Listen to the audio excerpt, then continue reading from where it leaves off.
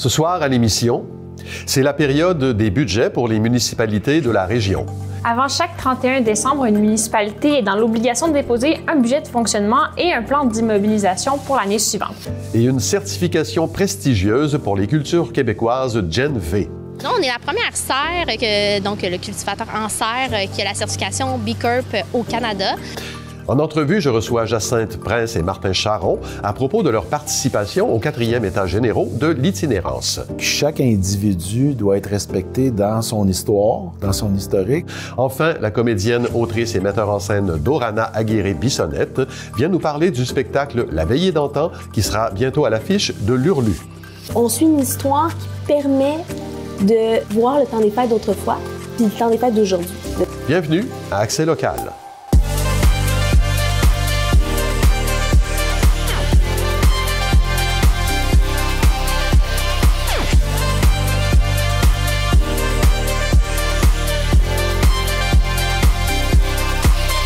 Jeudi 12 décembre 2024, bon début de soirée, c'est Claude Desjardins en compagnie de Clara Maté-Genet. Bonsoir Clara. Bonsoir Claude. Alors c'est la période des budgets municipaux, c'est un moment très important pour une ville. Expliquez-nous ce que ça représente comme exercice. Avant chaque 31 décembre, une municipalité est dans l'obligation de déposer un budget de fonctionnement et un plan d'immobilisation pour l'année suivante. Le budget de fonctionnement concerne les services offerts aux citoyens, par exemple le déneigement, le service d'incendie, les activités de loisirs, et le programme d'immobilisation, pour sa part, c'est un plan d'investissement pour les nouveaux projets que veut mettre en place la Ville dans les prochaines années, par exemple la construction d'un nouveau centre sportif ou alors les chantiers routiers. Cette somme de dépenses ne doit pas dépasser les revenus prévus de la Ville pour 2025. Les revenus viennent principalement des taxes municipales, mais aussi des amendes et des subventions, par exemple. Voilà. Eh bien, il y a quelques villes qui ont déposé leur budget jusqu'à maintenant. On peut faire un petit tour d'horizon? Oui, alors débutons par les faits saillants du budget de Rosemère. Un budget de fonctionnement de 43 millions de dollars a été adopté avec une augmentation de 3 % de la taxe municipale pour une résidence moyenne. La contribution à l'Autorité régionale de transport métropolitain augmente de son côté de 6 %, ce qui va se traduire par une hausse de la taxe sur le transport en commun de 0,5 % à Rosemère. Le programme d'immobilisation est habituellement triennal, mais la Ville de Rosemère a décidé de l'étendre sur 5 ans dans le but d'avoir une vision à long terme de ces projets. Donc, ils incluent la mise à niveau des installations de traitement et de distribution d'eau potable, la réfection de rues et des travaux pour rendre les bâtiments municipaux accessibles aux personnes à mobilité réduite. Du côté de Sainte-Thérèse, les revenus de la Ville augmentent de près de 5 % cette année, ce qui équivaut à un total de 72,3 millions de dollars. La principale source de revenus, autre que les taxes municipales, est la fourniture d'eau potable aux villes voisines. Le projet principal dans le programme triennal de la Ville est la construction du nouvel aréna. Passons à Boisbriand. Maintenant, un budget qui augmente de 5,65 % pour un total de 90 millions de dollars. Quelques projets prévus par la Ville dans les 3 prochaines années, soit l'implantation d'un service Bixi, la planification de la construction d'une nouvelle caserne et la réfection de certains parcs. Et du côté de la capitale régionale? Oui, alors selon le maire de Saint-Jérôme, Marc Boursier, c'est le meilleur budget qu'a connu la Ville depuis une décennie, avec une somme équilibrée de 216 millions de dollars. Les taxes foncières y augmentent de 2 % environ et les revenus sont en hausse de 5 % par rapport à l'année 2024. Pour ce qui est de la Ville d'Oka, elle compte sur un budget de fonctionnement de 11 millions et prévoit 3 millions dans son programme triennal d'immobilisation, dont une bonne partie est prévue pour le pavage des rues. Finalement, à Prévost, le budget a été dévoilé sous le titre « Enfin un peu d'air » avec une augmentation de 9,5 % depuis l'année dernière. La pression économique exercée sur la municipalité sera relâchée par le ralentissement de la croissance des dépenses publiques et par de nouveaux revenus. Les projets d'investissement majeurs pour 2025 concernent la construction d'un réservoir d'eau potable, la réfection du réseau routier et la construction d'une nouvelle bibliothèque et d'un centre communautaire. Alors voilà, Claude, les informations concernant les autres villes de la région seront bientôt rendues publiques. Il reste aussi à la ville de Mirabel et de Deux-Montagnes d'adopter leur budget pour 2025. Merci Clara, on se revoit plus tard dans l'émission. Il sera question d'une entreprise de la région qui vient de recevoir une certification prestigieuse. À plus tard, Claude. C'est ce dimanche 15 décembre à Saint-Eustache que se déroulera la traditionnelle Marche des Patriotes, un événement commémorant les événements déterminants survenus en 1837.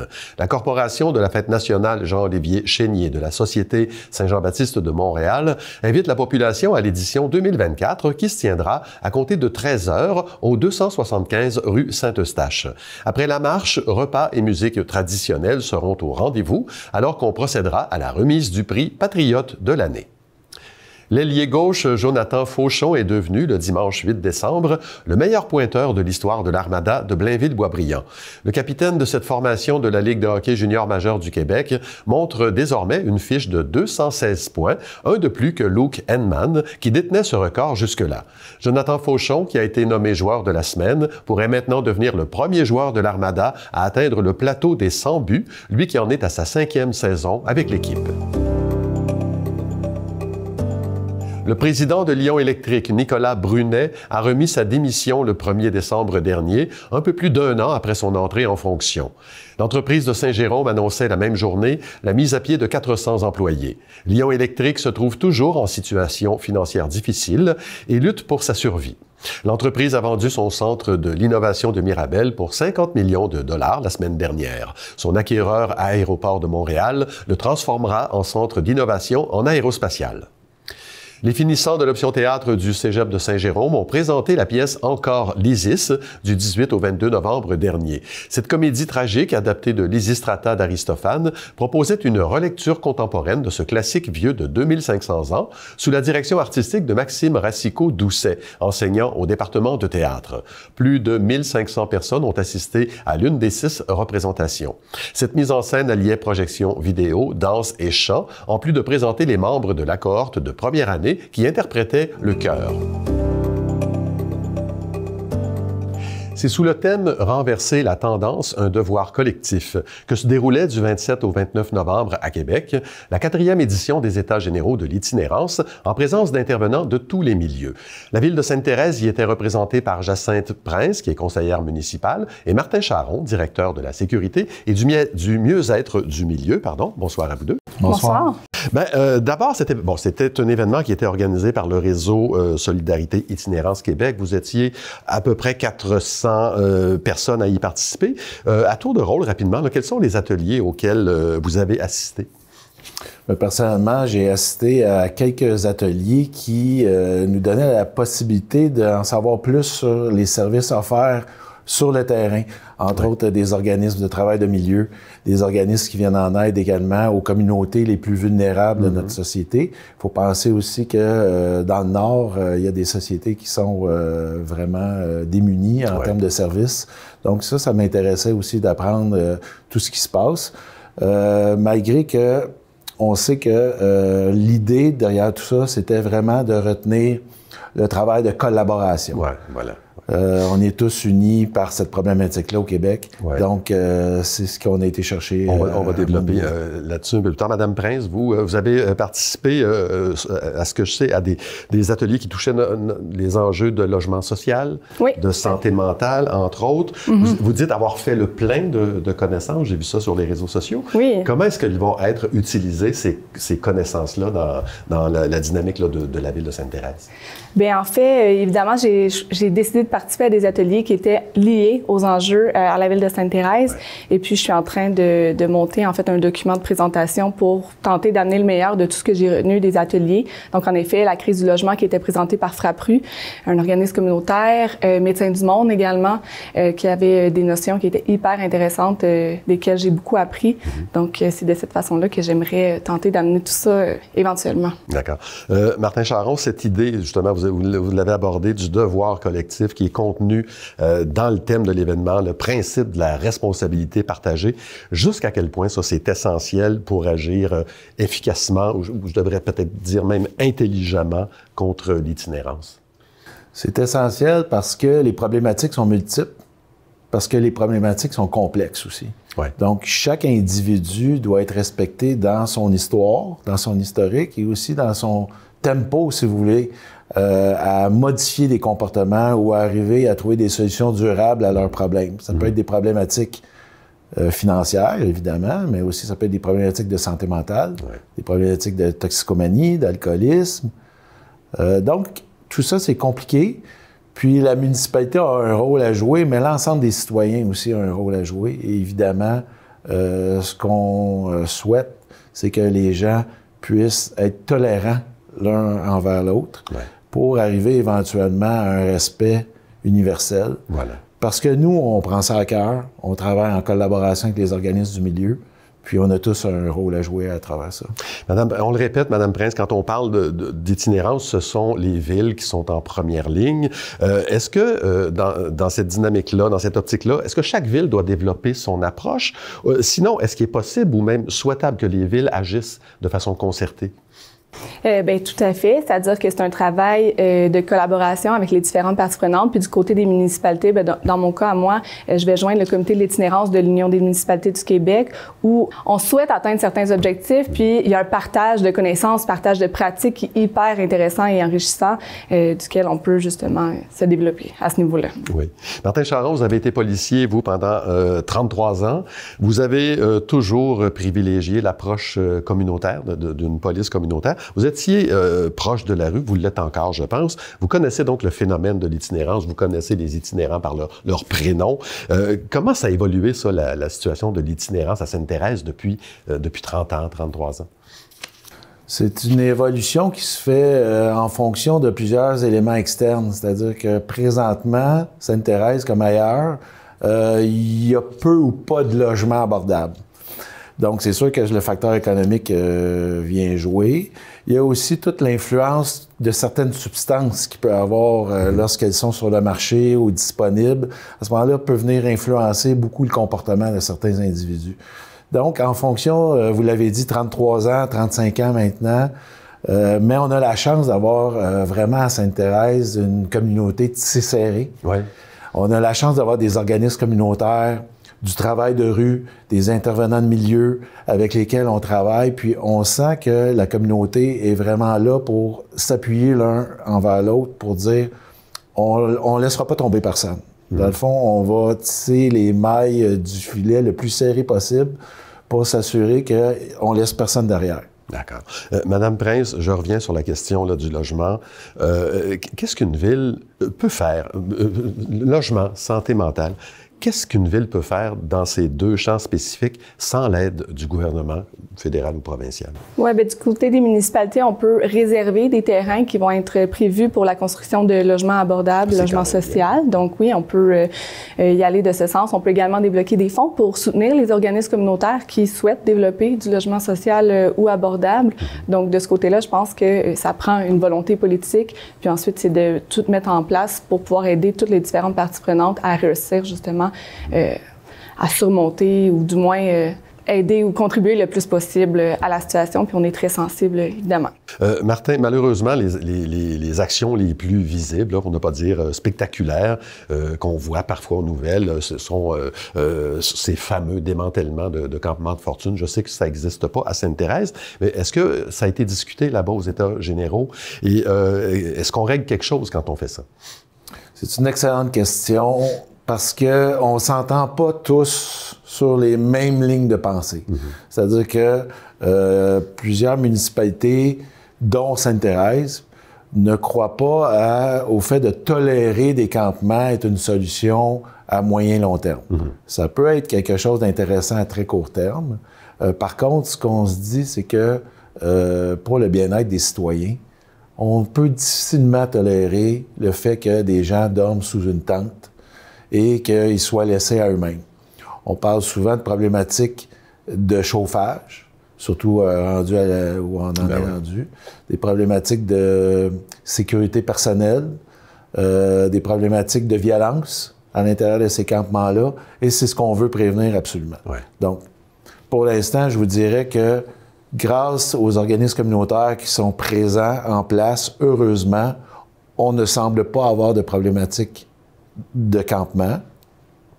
On a collaboré avec le Resto Pop pour s'assurer que les haltes chaleur soient mis en place dès le 1er décembre.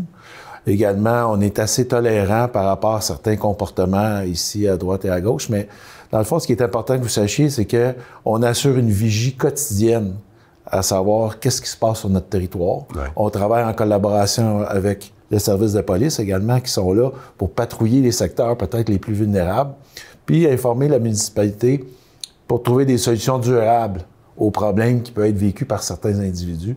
Puis c'est du cas par cas. Puis on essaie de trouver les meilleures ressources à ce moment-là. Je poursuis avec vous. Bon, je vous demandais tout à l'heure ce que vous alliez chercher là-bas aux États généraux. J'imagine, avec la vaste expérience que vous avez, que dans vos bagages, vous aviez aussi quelque chose à partager avec les gens qui étaient là-bas, qui participaient à l'événement.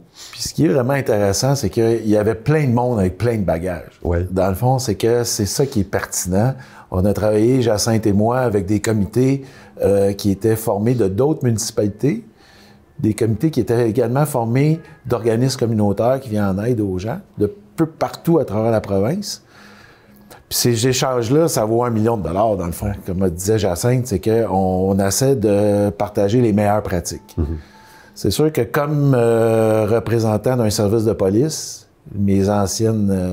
mon expérience terrain m'a amené à avoir une autre vision parfois de l'intervention psychosociale qui peut être faite. Puis l'idée, c'est de s'assurer que finalement, on arrive à peu près aux mêmes pistes de solutions. D'accord. En terminant, même question pour vous, Madame Prince. Aviez-vous quelque chose à partager avec les gens là-bas? Tout à fait. J'ai partagé surtout mon contexte personnel parce que, évidemment, j'ai quelques personnes qui étaient en situation d'itinérance dans ma famille. Donc, je pense que c'est la raison pour laquelle ça me tient autant à cœur. Puis, côté expérience professionnelle, j'en ai pas, mais ça a été vraiment plutôt personnel. Puis il y a eu du partage d'expériences, d'histoires. Tu sais, ça prend une grande empathie, en fait, pour pouvoir s'attarder à la question puis partager notre vécu. Puis je pense que j'ai réussi à tisser des liens qui étaient plutôt forts. Puis j'étais allée chercher des expériences qui étaient pertinentes. On comprend qu'il y a beaucoup de travail à faire, mais qu'il y a une volonté commune, collective. Jacinthe Prince, conseillère municipale à la ville de Sainte-Thérèse, Martin Charron, directeur de la sécurité et du mieux-être du milieu. Merci d'avoir été là. Merci. On continue la tournée des diffuseurs de la région et aujourd'hui, on accueille Dorana Aguirre-Bissonnette qui vient nous parler d'un spectacle qui sera présenté à l'Hurlu qui s'appelle La Veillée d'antan. Bonsoir, Dorana. Bonsoir. Alors, qu'est-ce que c'est La Veillée d'antan?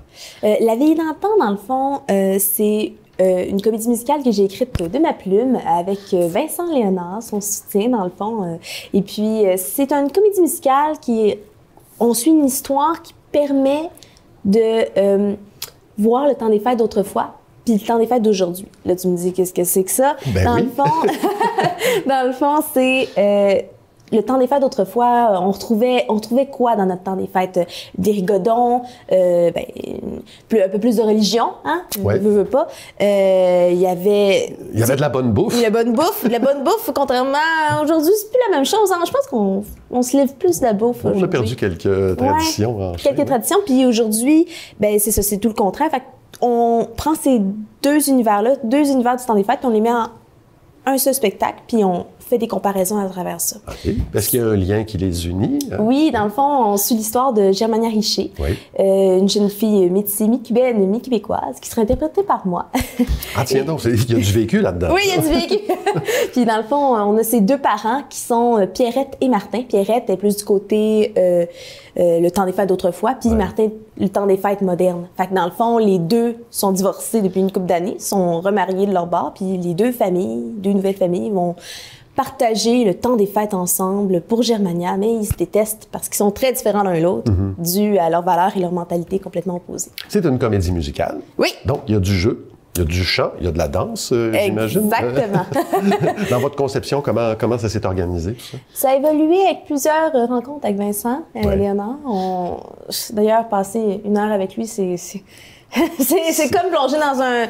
Tu sais, les bassins de balles pour enfants, là. Oui, c'est ça en 1 heure, là.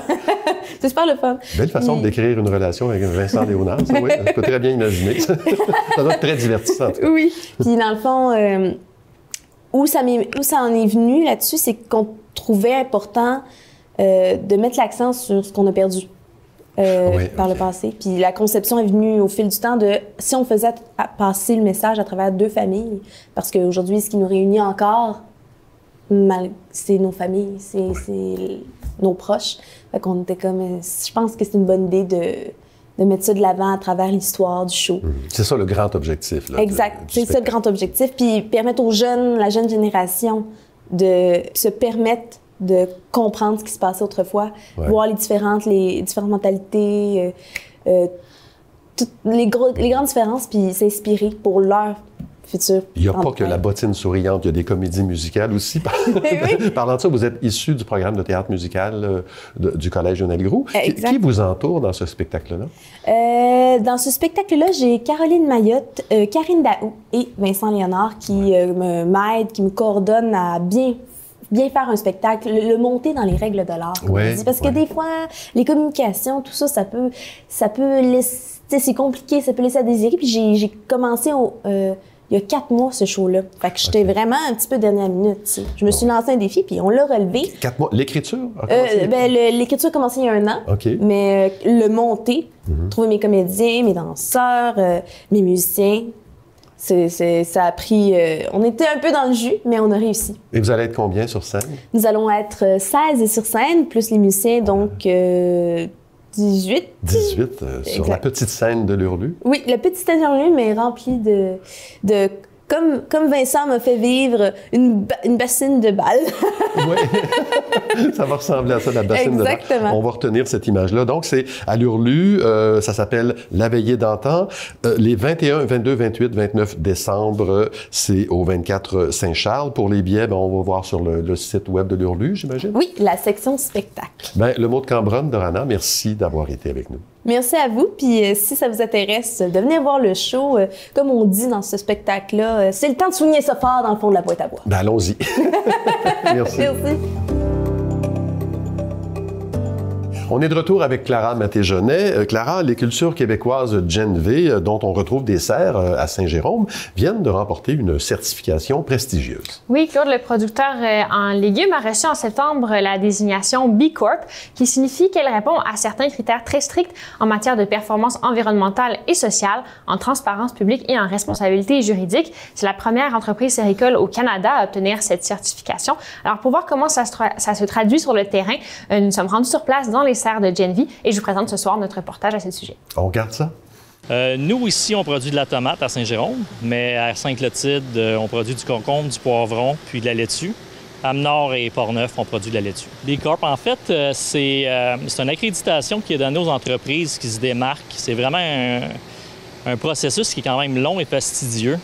Il y a beaucoup de trucs, surtout au niveau environnemental puis social, que l'entreprise se doit de mettre en place pour atteindre, je dirais, une cote suffisamment élevée pour adhérer à cette certification-là. Si on parle environnementalement parlant, on peut dire tout ce qui est économie circulaire, les biomasses qu'on a à notre disposition au niveau des réductions du gaz à effet de serre, toutes des choses qui sont en place pour la réduction des consommations de l'eau au niveau des plantes et tout ça. Social, ça pourrait être plus au niveau de l'aide avec les travailleurs étrangers, les assimiler à la région ici, les programmes qui sont mis en place pour eux autres, des trucs au niveau comité de motivation, comité social, des choses qu'on interagit avec les employés, puis qu'ils soient à l'aise, puis qu'ils soient plus encadrés. Non, on est la première serre, donc le cultivateur en serre, qui a la certification B Corp au Canada.